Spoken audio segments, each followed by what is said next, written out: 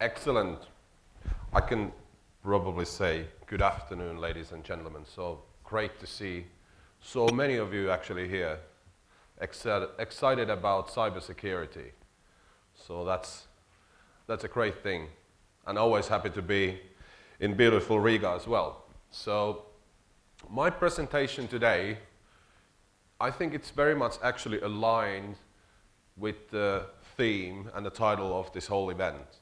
So there's a question when, not if. If we get compromised, that's history. It's when do we get compromised? Are we actually digested this idea and adapted our strategies accordingly? Let me have a little kind of a warm-up question for you. How many of you have been viewing your cybersecurity strategy in your own organization in the past, say, 1 year? Just please raise your hands if that's something you have been doing. Excellent. Some of you actually have done that.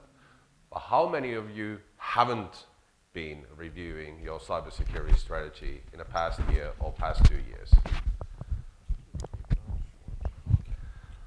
I actually even more admire you guys being bold enough to say that that's the case, because I think that's a very common fact in general, that we haven't still really woken up to the situation that we can do the things the old-fashioned way. We can't just rely on the proactive protection as we have been doing in the past years. That time has already been gone. That's why we are seeing these severe security incidents here and there. And they just keep on happening more and more.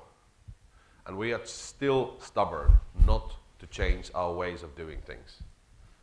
So I'm actually taking us on a journey a bit back to the fundamentals and then back. What I'm saying I'm keeping as one of the most important cornerstones in the strategy we should be applying today to be better safe and better capable and better protected. So, I actually had this one. So, our actually nowadays retired CEO, John Chambers, has said these words in an economic conference in Davos earlier on last winter. And he was saying and giving a presentation that for Cisco, security is the #1 thing. That's the thing in everything we do, in everything we provide to the customers. Is it about networking? Is it about data centers? Is it about collaboration? Is it about services? Or is it about us, ourselves, what we do, how we do? It's all about security. Security needs to be implemented and in place in everything we do. And maybe some of the examples how we are being focusing on security ourselves. We have been buying a lot of industry-leading security companies, and I think most of them is obviously Sourcefire, where I'm actually coming from originally myself. Well, I'm based in Finland and in Helsinki and so on, and running our cybersecurity operations in Finland and the Baltics. But as a company, we invested close to 2.7 billion to buy Sourcefire as a leading company, and now been implementing everything in everything we do. And I think one of the things is how we do the things. So getting to these fundamentals, basically some of the reasoning why we are in this situation that the old-fashioned ways doesn't work is this. We are in an era of digitalization at the moment. That's probably a word that most of you have heard. Digitalization, meaning that we are all the time connecting more and more devices, different kinds of instances into our network. We are interconnecting networks. So meaning that we have more attack vectors, more attack surface all the time. And that leads us to have more complexity. Oops, sorry. Meaning that we have a more complex environment in our hands we need to be able to manage. And I'm sure that many of us have already found the earlier environment we used to have with maybe a bit like, you know, clear boundaries, like this is the LAN we have and that's the internet over there, to be hard enough to manage anyway. But nowadays, this actually over here, this is disappearing. It's more like if I'm having my machines over there and over here, inside and outside, we should kind of treat them the same way. Either they are inside the LAN or outside the LAN. We should consider all of the hosts we have kind of be not secure, undependent on where they are residing. So that's obviously one of these things that we need to change our attitude a bit, how we are protecting things then. And then many presentations already today have been speaking about different kinds of ways to exploit things. I'm not going there for the multiple times now, more like focusing on what we can then do about it. But that's the reality. So 99% of you are having some kind of smartphone, probably watching it every now and then, watching some of your own internal corporate systems that you need to be, you know, watching for something. So you are interconnected all the time. And then one of these dilemmas is definitely how the threat landscape works, how the bad guys work, how we are capable of coping with that. And there's a huge difference, a huge gap. If somebody's after your data or after your environment to do something to your partner's environment or partner data, they can probably get in hours at least, if not even faster. But the average time of detecting these breaches and attacks is still months. So for me, it sounds that these things actually don't kind of match. If somebody is able to get into your environment in hours, and you are able to see that in months, you are kind of late. We should be able to do something about that. And this fragmentation, complexity, as I mentioned already before, it doesn't make our job any easier, because we need to rely on multiple different systems, and maybe solely in security only. We have been buying antivirus solutions, firewalls, next generation firewalls, NAC solutions, this and that, and then we need to kind of manage them a bit separately. And keeping up with all the updates, all the logs, all the information, kind of try to correlate what's happening and so on. We are too late, and when we actually need it to action, that's even worse, because we don't have any ready, digested information that we would be able to act on. So it's not an ideal way of doing things. And for this digitalization still a bit more, or are we calling it as Internet of Everything, as Cisco kind of launched it originally? But I think digitalization is a better word in general. I think one of the things we should be paying attention on is this one. How many devices, just giving you the scale. If we now have about 12 billion devices connected, in about 4 years, so 50, we will have 50 billion. It sounds quickly, 12, 50, is it that big difference?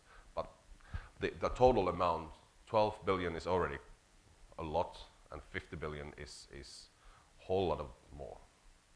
So all of you probably will have new, hosts in your environment in the upcoming years, different kinds of hosts here and there in your whole extended network. It's probably has some flavors of cloud, and some, maybe in the future, some like personal devices that you are using for maybe reading your emails, getting your phone calls, or whatever, it depends. So all of these need to be secured. If they are not, you are even more easily compromised. And even more, Alex Tamus from Yahoo was making a presentation sometime earlier, and he was saying that this year, 2015, many of the companies will be, or enterprise companies at least, will be moving to a 100 gig networks in their data centers and some of the campus networks as well. And on that speed, time for making a decision, either good or bad, from the traffic is extremely short. 6.7 nanoseconds. So that'll be a challenge as well. Are we able to act that fast? So as a conclusion from this part, when everything is connected, everything can also be compromised.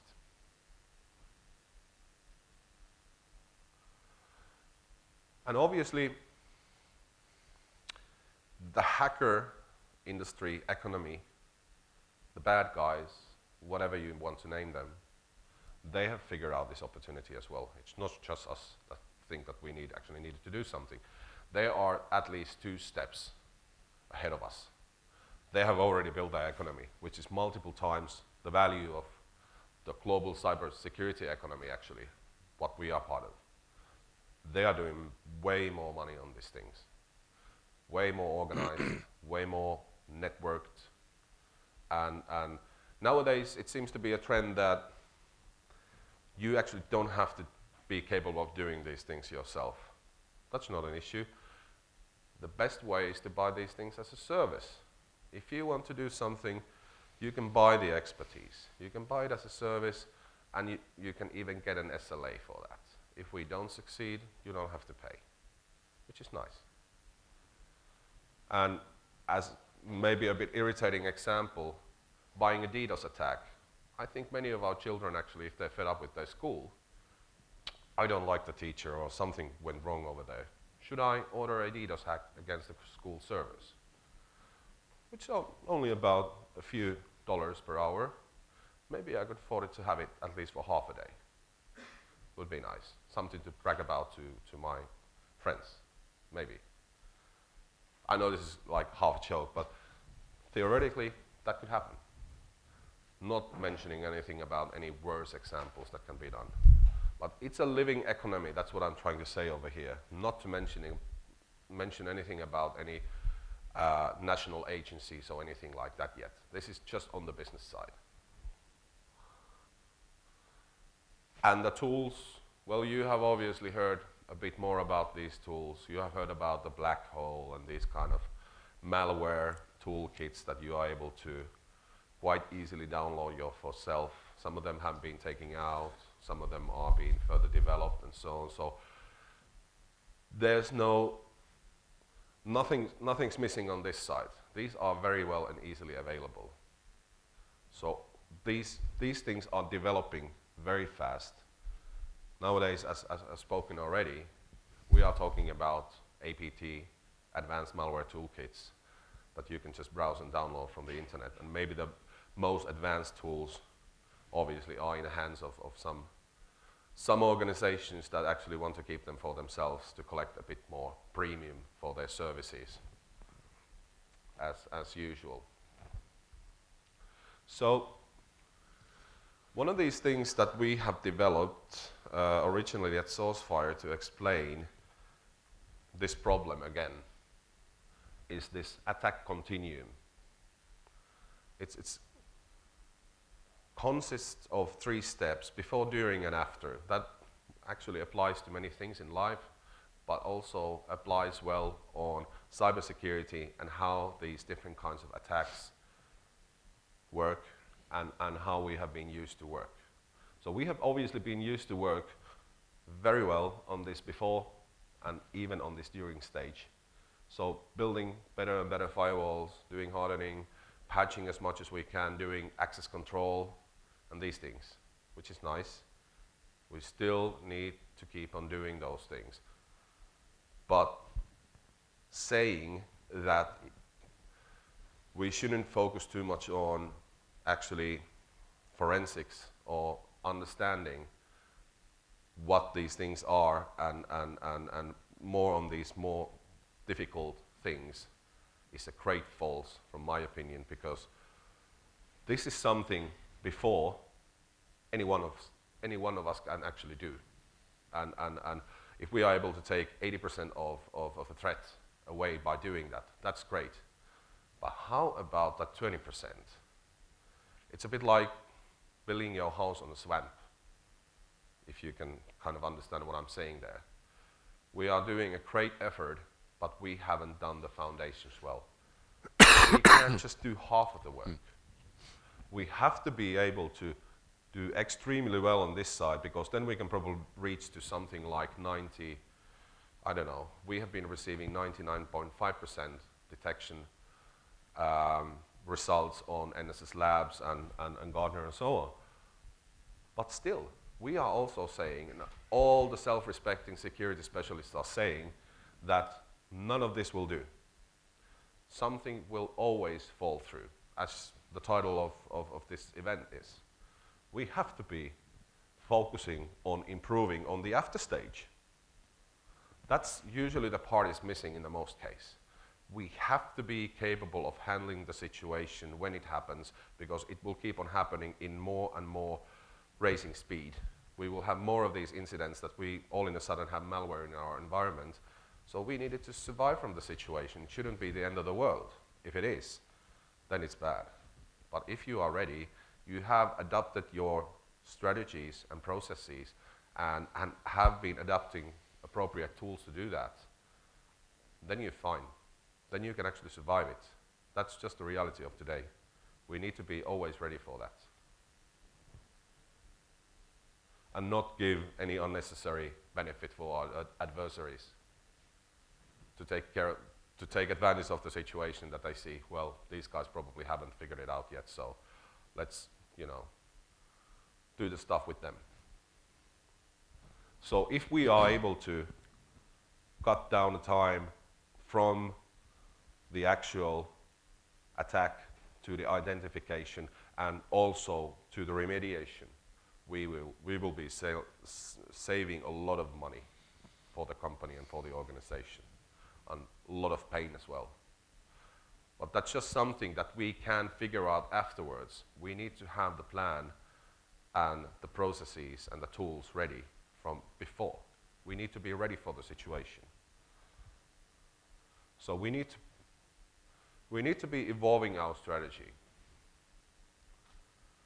And what's one of the most fundamentals for this strategy is definitely the visibility, awareness, real-time awareness, what's happening in your environment, in all of your extended environment, in the cloud, at your mobile devices over there, in your physical network, in your data center, in your perimeter, everywhere. If some of these aspects are missing, kind of why do the rest? Because you already have half of your windows open. It wouldn't make sense. And by doing that, we can actually start seeing things and finding things we have missed all the time before.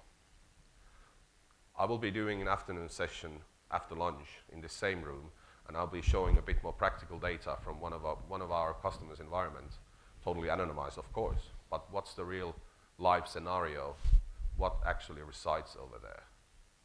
So if you are interested in seeing that, please feel welcome to join me over here after lunch. So visibility in all the context we can build in and around these events we are seeing enables us to, first of all, do control. We obviously want to control things and get the attack window as small as we can. We would be dumb if we wouldn't do that.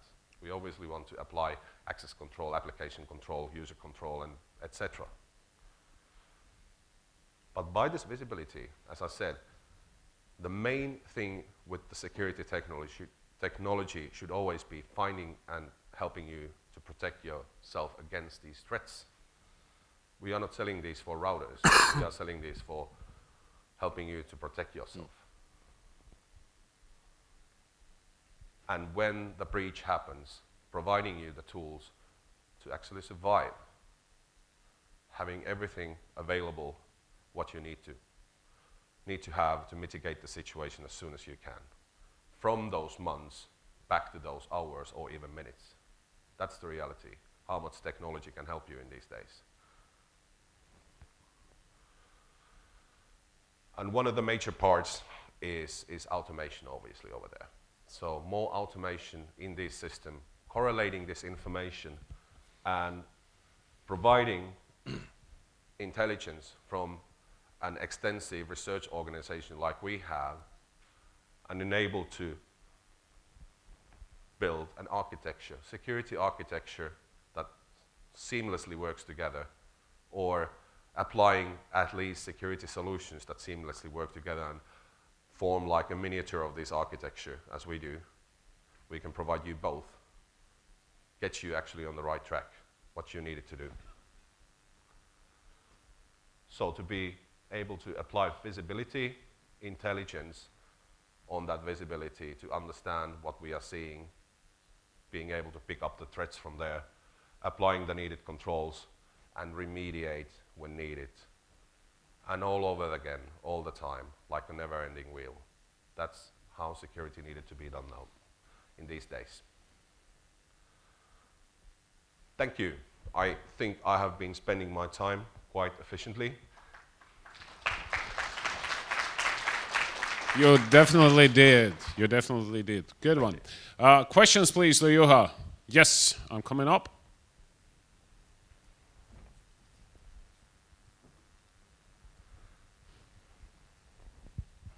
Hi.